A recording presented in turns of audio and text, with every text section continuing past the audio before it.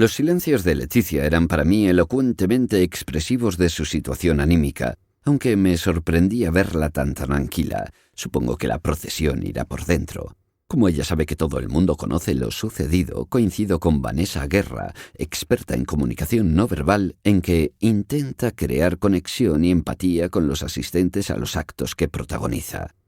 Hacía tiempo que no se mostraba tan natural, cercana y simpática. Nada que ver con el rostro serio en la jura de la Constitución de la princesa Leonor. Nadie sabía, salvo ella, el motivo de aquella actitud y de aquel gesto descompuesto que no podía disimular.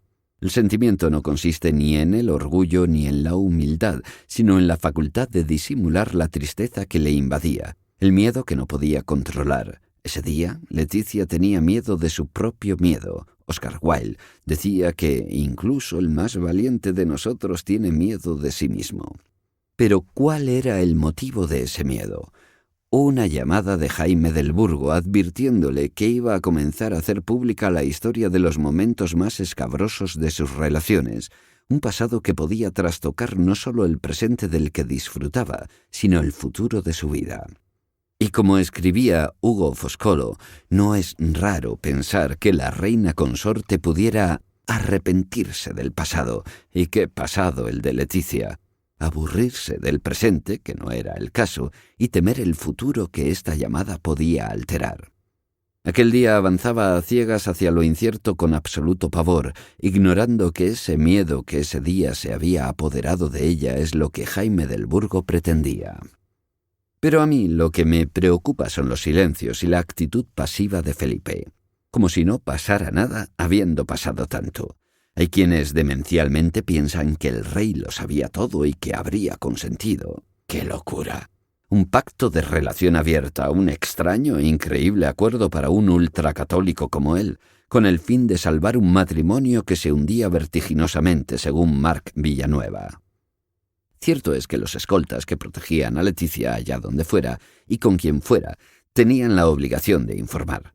Por lo que Felipe tendría que saber que Leticia lo engañaba en tiempo real, puesto que estos escoltas la acompañan cuando tiene actos oficiales y cuando no. Un ejemplo de ello es la fotografía que aparece en mi libro Leticia y yo, que me facilitó el propio Jaime del Burgo, donde éste aparece con Leticia en Nueva York en el año 2011, siendo entonces amantes. Ese día ella iba acompañada de sus fieles escoltas, que sin duda alguna pasarían un informe al Ministerio del Interior o a Zarzuela. Por lo que Felipe queda, guste o no, como un marido engañado.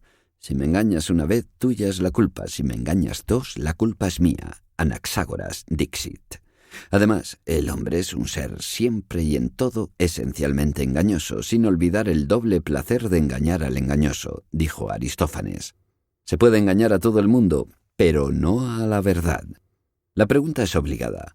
¿Cómo tiene que actuar? ¿Cómo lo está haciendo Felipe? ¿Con frialdad? Por más que trate de olvidar, no es posible. Siempre estarán, en este caso, las ilusiones perdidas que se vuelven rabiosas contra quien, siendo joven como entonces, ella lo engañó.